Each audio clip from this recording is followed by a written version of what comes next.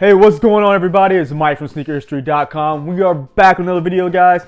Guys, you don't understand how excited I am right now because we are at 983 subscribers as I'm recording this video. That means there's only 17 more till we hit that benchmark of 1,000, which means you guys have been coming out, hitting that subscribe button. Keep doing it if you haven't done so already. So, I put the little thing down here at the bottom.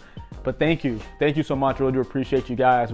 The channels are growing is because you guys are supporting, so I really do appreciate you. Leave a like, drop a comment, so again, more people can see the video. Maybe people who haven't seen it before, they'll get a chance to because they get through the YouTube algorithm. So thank you for that as well.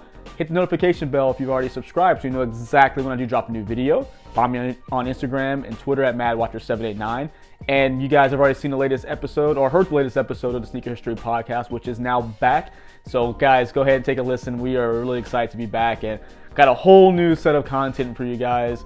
Looking to be bigger and better this year. So please go subscribe to that as well. Now, guys, we are continuing our buying every Jordan for collection videos or buying every Jordan 1 through 14. So today, guys, we have another one.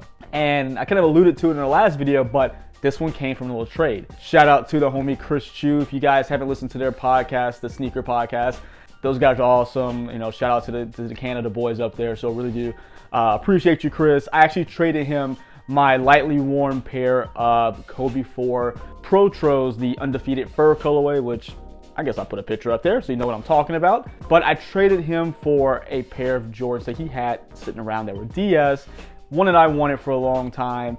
And I realized that, man, I actually have a chance to get them, and this is awesome. So again, shout out to Chris. I really do appreciate you, man. And without further ado, we'll just jump into it. You guys recognize this is an older box. I mean, not by too many years, but it's a little bit of an older box. Just that black Jordan box with the gold Jumpman. And we're gonna look at the tag here. We have a Jordan 14 Retro, size 10, black, white, and vivid green. Now you guys may be wondering, what in the world? What color sneaker was, green and black? It's not one that gets talked about a lot. It is a Jordan 14 that really, I think is one of the better colorways, but it's not something that releases often at all. So without further ado, I think I just hit the camera, so sorry for that shaking, guys. We have the Jordan 14 in the, I just lost my train of thought. We have our Jordan 14 in the Indiglo colorway. So guys, this Jordan is one of my favorite 14s. I never had a bunch of 14s in my collection before. I think back literally when they came out, I think I had like the candy canes when I was a kid. But the last pair I owned before this was in 2011, the Georgetown colorway. I always did want these when they released because it's such an awesome and different color. But I just never really picked them up. I waited too long. Age-old story. Wait for them to go on sale. They go on sale. You start to wait for them to get lower and lower, and you just get to a point where you miss them. And that's what happened with these. But I was able to trade for this particular pair. This one was a 2016 Retro, which, if you guys didn't know already, that is the only retro to sneaker so far.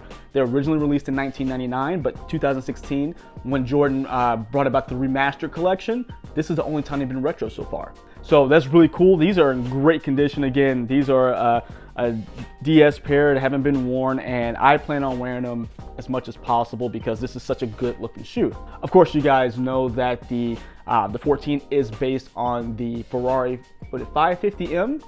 I'm gonna put a picture up there as well, just to make sure I'm right.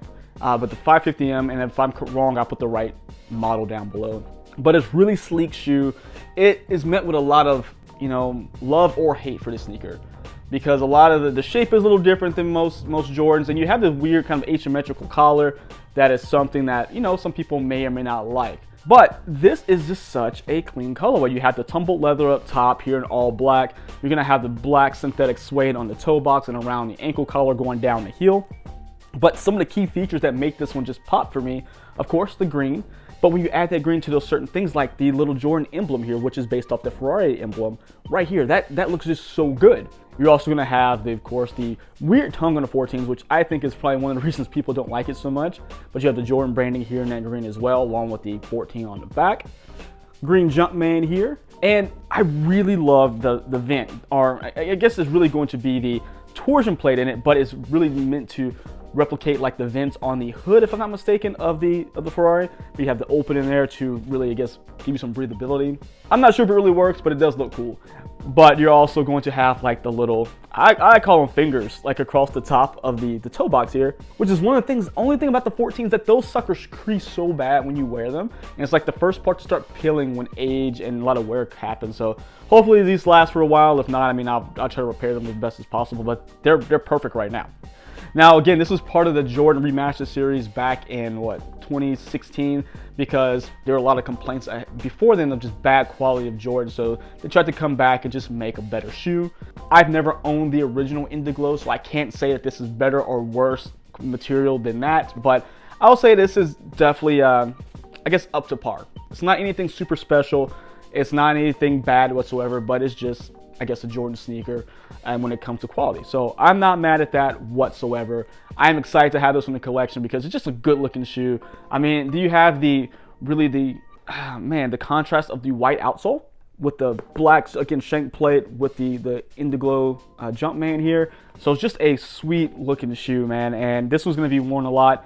Again, I really like 14s, but it's one of those things that I always get kind of pulled in another direction when I'm looking to buy them to something else that maybe, again, you expect these to sit a lot of times. So with that, I'm really excited to get these on foot. They fit true to size, if anyone wondered. So that way, if you want to buy a pair, go ahead and go your true to size. For wide footers, try them on because these things do fit a little weird for wide footers, I think.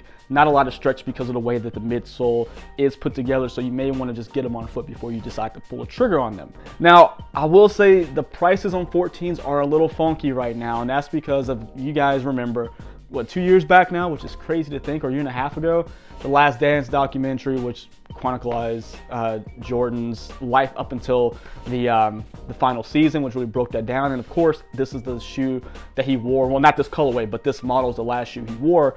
And with that kind of basically, you know, attention to that show and attention to that shoe, prices on all Jordan skyrocket, and 14s, which used to be really relatively cheap to grab, are kind of pricey at this point, again, because Jordans just got put in the limelight even more than what they were already. So I guess try to see if you can trade with people, try to see if you can find a nice pre-owned pair, because I think these used are not used, I think these new on like the GOAT app, and I'll put the pricing up there if I can find it again, was close to 300 bucks, which I would not pay for a Jordan 14 whatsoever.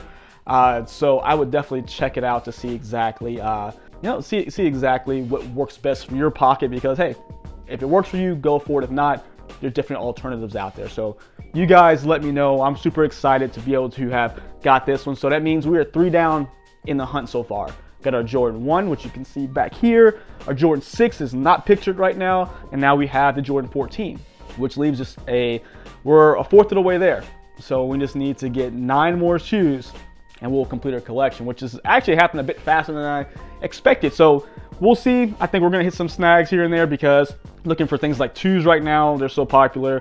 3s, 4s are always popular. 11s, those are tricky as well. So I think we're gonna have a couple of roadblocks, but if you guys know of any places to get them for decent costs, or maybe you have a good pair and maybe you're looking for trades, let me know down in the comments. I really do appreciate you guys. Again, you guys are the reason this channel is growing, so thank you so much. And until next time, guys, see ya.